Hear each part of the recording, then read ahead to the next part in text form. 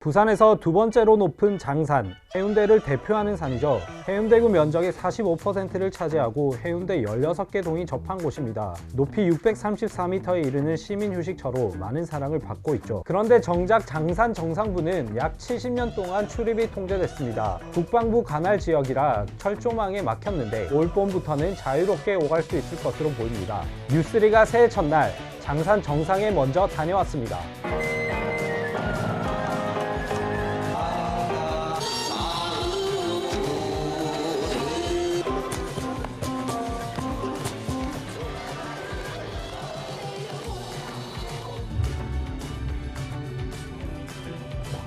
살고 보이는 것이 2026년의 새해입니다.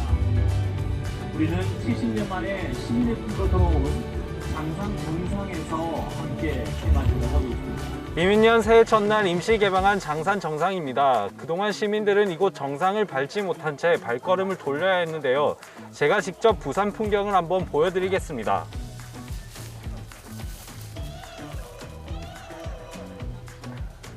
70년 만에 장산 정상 올라오니까 너무 좋은 것 같아요. 4월부터는 이게 상시 개방 된다고 하니까 자주 오도록 하겠습니다. 장산 정상은 올 4월부터 상시 개방이 결정된 상태입니다. 그동안 출입이 어려웠던 640여 제곱미터가 시민품으로 돌아오는 건데요. 출입 통제는 6.25 전쟁 이후부터 지속된 것으로 추정됩니다.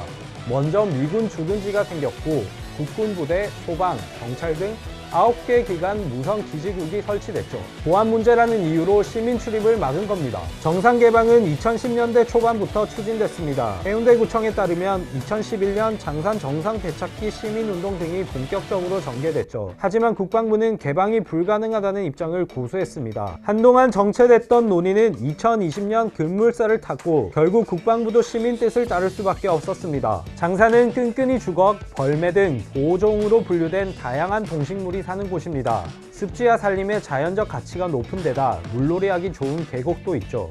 장산은 역사적인 의미도 큰 곳입니다. 1740년 간행된 동네 부지에 따르면 장산 억새밭 들판 일대에 고대 부족 국가인 장산국이 있었다는 말도 전해집니다.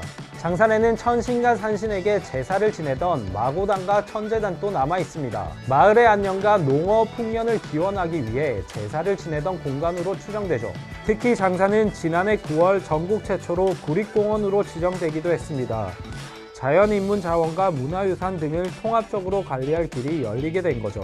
2017년에는 영화 장산범 개봉으로 유명세를 타기도 했습니다. 장산의 하얀 털을 뒤집어 쓴 호랑이 같은 괴수가 출몰한다는 괴담을 다룬 내용이죠. 최근 레이더 설치 문제로 논란이 되긴 했지만 장산은 도심 속 허파이자 소중한 공간입니다.